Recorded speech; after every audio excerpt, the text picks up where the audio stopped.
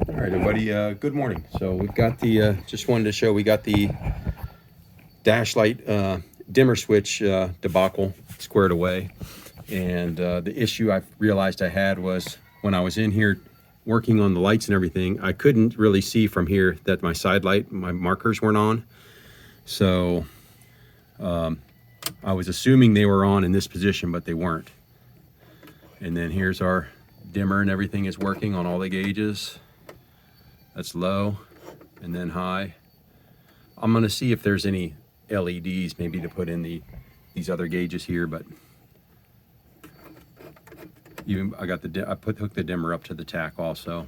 Not that it really needs it, but and then the dome light is working here on the door switch now. So anyway, what it was, I was looking at the wrong fuse panel diagram, and I had the wrong fuse in the side marker light.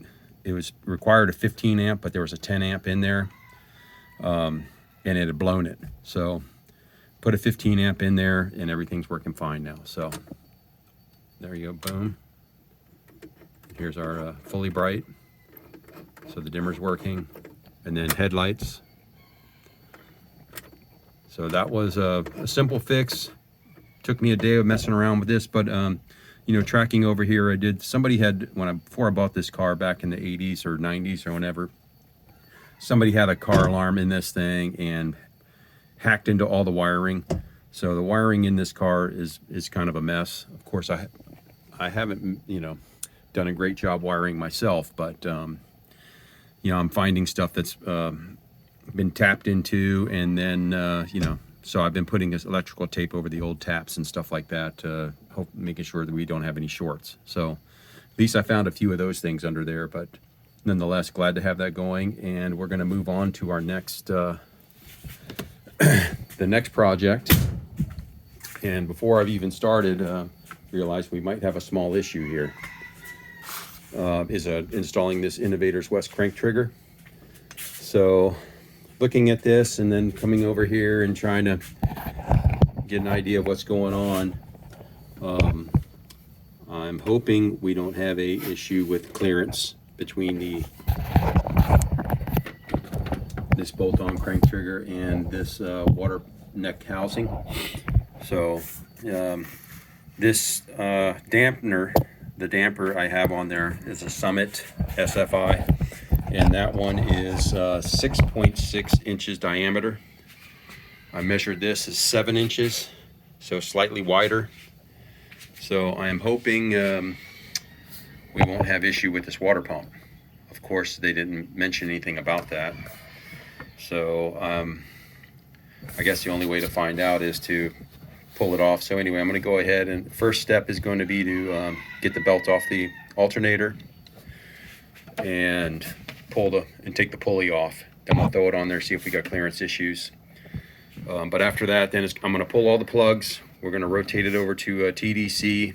I don't think I got to verify it. I did that when I built the engine with the timing pointer here, the black billet timing pointer.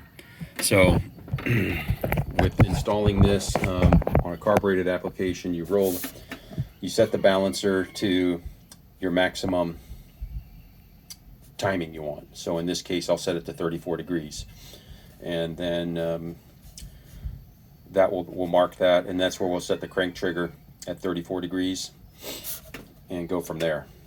And then when you adjust the timing with the crank trigger, you don't move the distributor, you move this up and down. You move the trigger. So we'll set this so where it's in the middle, or actually, you know, I probably won't go much more than 34 degrees, but anyway, we'll set it towards the middle, and then that way we can adjust our timing however many degrees that is. So that's kind of where we're at, guys. I'm going to get started on this, the crank trigger, the Innovators West. I do have the instructions pulled up on my computer, but it's pretty basic. And then again, first things first is to make sure we don't have a clearance issue with that with the magnet, the bolt-on magnet hub here.